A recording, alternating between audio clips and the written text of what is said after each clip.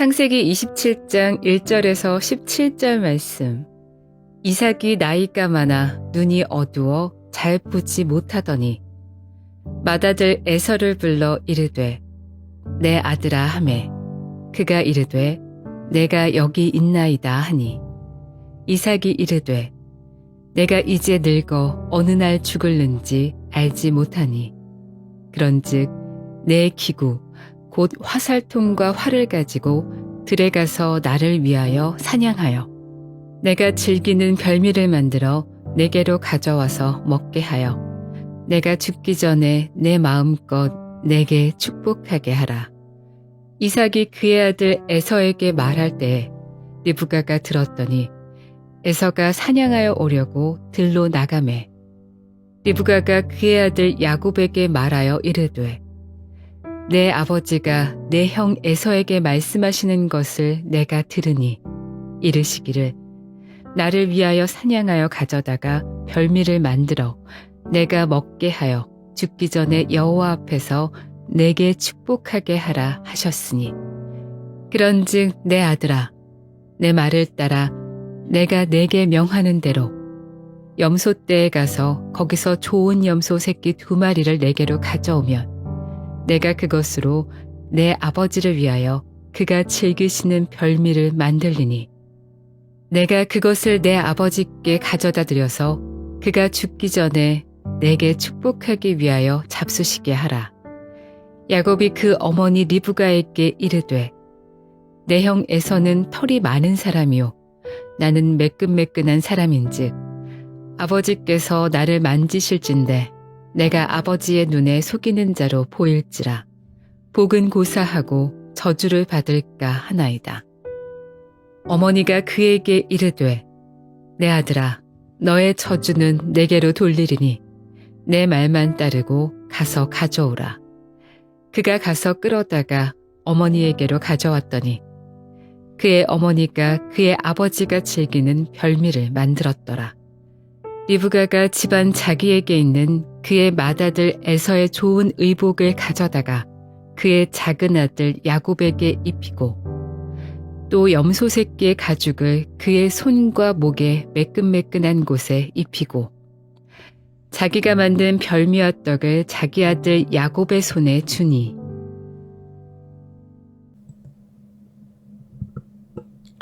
샬롬. 오늘도 하나님의 말씀으로 하루를 시작하신 여러분들에게 하나님의 은혜와 평강이 충만하게 넘치시기를 간절히 축복합니다. 2025년 3월 14일 금요일 우리 창세기 27장 1절에서 17절 말씀, 조금 긴데 이 말씀 가지고 방향과 속도라는 제목으로 함께 말씀 나누도록 하겠습니다. 날씨가 점점 좀 좋아지면, 봄이 되면, 그렇죠? 여행을 가고 싶은 마음들이 우리 안에 생겨나죠. 여행을 생각하면 전 더 젊었을 때 그랬던 것 같아요. 이제 결혼하고 뭐 아내랑도 그렇고 또 신혼여행 갔을 때도 그렇고 뭔가 좀 편안하고 좀 너무나도 주말도 없이 일을 했기 때문에 쉬고 싶었는데 막상 여행 가게 되면 하나라도 더 봐야 된다 막 생각하고 또 신경 쓰다가 더 피곤하게 보내고 오는 경우가 많습니다. 여행을 위해서 챙기고 준비해야 할 것도 많지만 무엇보다 가장 많은 고민을 하게 되는 것은 어디를 갈 것인가, 그리고 누구와 어떻게 가야 할 것인가, 그런 것들을 놓고 고민을 많이 하게 되죠.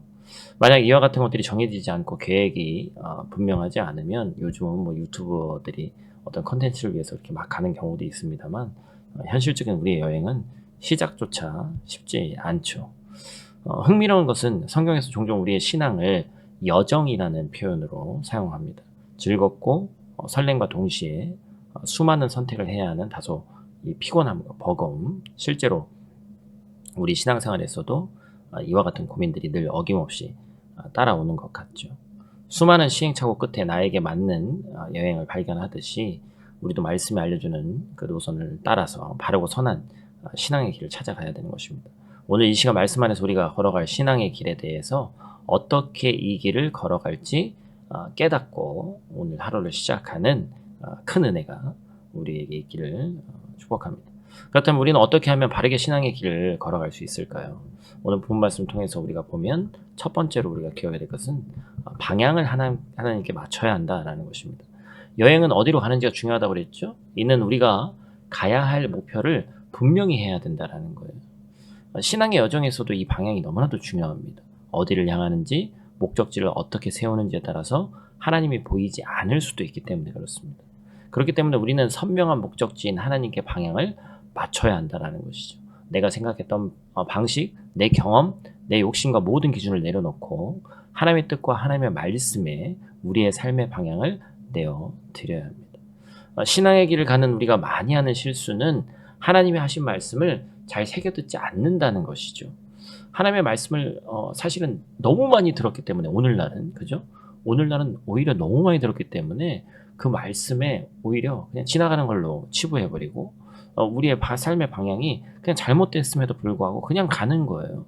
오늘 이삭은 사실 뭐 많이 들었다고는 할 수 없지만 분명한 하나님의 말씀이 있었음에도 불구하고 그것들을 동의하지 않고 그냥 자기의 길로 갑니다.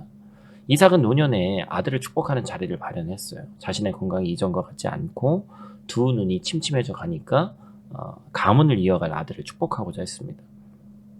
그때 이삭이 부른 아들이 바로 쌍둥이 중에서 먼저 나온 자 형이었던 에서였죠. 장남에게 아버지가 축복하는 모습은 너무나도 자연스러운 모습입니다. 그런데 뭐 성경에서도 장자가 가지고 있는 이 축복에 대해서 늘 중요하게 다루죠. 이런 정황 속에서도 이삭이 간과한 것이 있습니다. 바로 뭐였죠? 하나님의 말씀이었습니다. 창세기 25장 23절 말씀 뭐라고 얘기했죠? 우리가 잘 기억하실 텐데 한번 같이 읽죠. 여호와께서 그에게 이르시되 두 국민이 내 태중에 있구나. 두 민족이 내 복중에서부터 나누이리라. 이 족속이 저 족속보다 강했고 큰 자가 어린 자를 섬기리라 하셨더라. 아멘. 두 아이들이 태중에 있을 때 하나님께서 이미 말씀하신 거예요. 큰 자가 어린 자를 섬긴다. 형이 동생을 섬긴다. 그때 당시 이유는 알 수 없었지만 하나님의 기준이고 하나님의 말씀이고 하나님의 뜻이었습니다. 하나님께서 이와 같이 선명하고 분명하게 말씀하셨음에도 불구하고 이 이야기에 이삭은 귀를 기울이지 않았다는 것이죠. 사람이 하나님의 뜻에 집중하지 않으면 방향을 잃고 결국 마음이 한쪽으로 기울게 됩니다. 삶의 모든 선택의 기준이 하나님이 아닌 불완전한 내가 되기 때문에 그렇습니다. 사랑하는 성도 여러분, 우리의 모습에도 이와 같은 모습이 보이지 않는지 돌아봐야 됩니다. 하나님의 뜻보다는 쉽게 변하는 내 감정, 내 경험, 내 직관을 따라가는 것이죠. 기준을 잃고 균형을 잃은 모습은 삶의 전반에서 나타납니다. 여러분, 오늘 이삭이 어떻습니까? 두 아들을 대하는 태도가 다르죠. 하나님이 아닌 내가 기준이 되어서 대상을 바라볼 때 방향을 잃어버리는 거예요. 눈으로 보기에 비교되는 두 아들의 모습, 우리는 종종 자식을 바라볼 때 자신의 모습이 투영되기도 하죠. 나와 닮았으면 하는 모습, 닮지 않았으면 하는 모습, 그렇죠? 그런데 이제 한쪽으로 기울게 되는 거예요. 그리고 이는 고스란히 누군가에게 상처를 안겨주는 것입니다. 이 오늘 말씀에서 이삭의 이 행동에서 살펴볼 단어가 있는데 바로 4절 말씀에 나오는 단어예요. 한번 같이 읽죠. 내가 즐기는 별미를 만들어 내게로 가져와서 먹게 하여 내가 죽기 전에 내 마음껏 내게 축복하게 하라. 거슬리는 단어가 있습니다. 바로 뭐예요? 별미라는 단어입니다. 야곱과 에서의 장자권 관련해서 음식에 대한 이슈가 자주 등장했어요. 팥죽 한 그릇에 장자권을 팔아넘긴 그렇죠? 에서. 그리고 축복에 앞서서 별미를 준비하는 이삭. 충동적이고 자극적인 음식에 그릇된 선택을 하게 되는 인간의 모습을 보여주고 있는 겁니다. 입맛에 맞고 선호하는 쪽을 찾아서 분명한 기준도 없이 이삭은 에서를 축복하고자 했죠. 여러분, 이렇게 방향을 잃으면 결국 하나님이 아닌 불완전한 방향으로 우리가 흘러가게 된다는 사실을 반드시 기억하는 저 여러분들 되시기를 간절히 축복합니다. 오늘 본 말씀 통해서 두 번째로 기억할 것은 속도를 하나님께 맞춰야 한다라는 것입니다. 방향만 바꿨다고 해서 다가 아니죠. 방향만큼이나 속도도 중요한 것입니다. 여행을 혼자 갈 때는 큰 고민이 들지 않지만 함께 가는 사람이 있다 보면 여러 가지 맞춰야 될 것들이 있습니다. 우리가 너무 잘 알고 있죠? 먹는 음식도 맞춰야 되고 가고 싶은 곳도 맞춰야 되고 심지어 동행에 어린아이가 있다면 제약은 더 커집니다. 이처럼 우리는 함께 가는 자와 뭘 맞춰야 되는 거예요? 보조, 발걸음을, 속도를 맞춰야 됩니다. 마찬가지로 하나님과 동행하는 신앙의 여정에서 우리는 마땅히 하나님께 속도를 맞춰야 되는 거예요. 때로 우리는 마음이 급해서 하나님이 원하시는 방법이 아니라 내 방법대로 하려고 많이 합니다. 믿음의 조상들이 그런 실수를 많이 했죠. 내 생각이 더 탁월하고 합리적이고, 그렇죠? 요즘 참 빠지지 않는 것이 합리성입니다. 효율적인 것들. 현대인 참 좋아하는 단어들이에요. 그러나 그것이 하나님의 속도에 맞지 않는다면 하나님은 그 방법으로 결코 역사하지 않으신다는 거죠. 이럴 때 우리는 이런 생각을 하는 거예요. 왜 하나님의 뜻은 내 생각과 항상 다른가? 왜 항상 내 생각보다 느리지? 그 모든 원인이 그런데 돌아보면 우리 안에 있다는 걸 알게 되죠. 우리가 하나님의 방법과 때를 기다리지 못하는 것이 문제입니다. 하나님은 하나님의 때에 반드시 일하시는 하나님이신 줄 믿습니다. 우리에게는 하나님의 때를 기다릴 수 있는 여유가 필요합니다. 그럼 여유는 어디에서 옵니까? 이는 하나님을 신뢰하는 마음에서 오죠. 지금이든 어느 때든 가장 좋은 것으로 나에게 주실 것이다. 말씀하신 대로 이뤄가시고 약속에 신실하신 하나님을 신뢰하지 못할 때 우리 안에 뭐가 생기는 거예요? 조급병이 생기는 거예요. 오늘 말씀에서 하나님의 때를 기다리지 못한 리브가의 모습을 우리가 보게 되죠.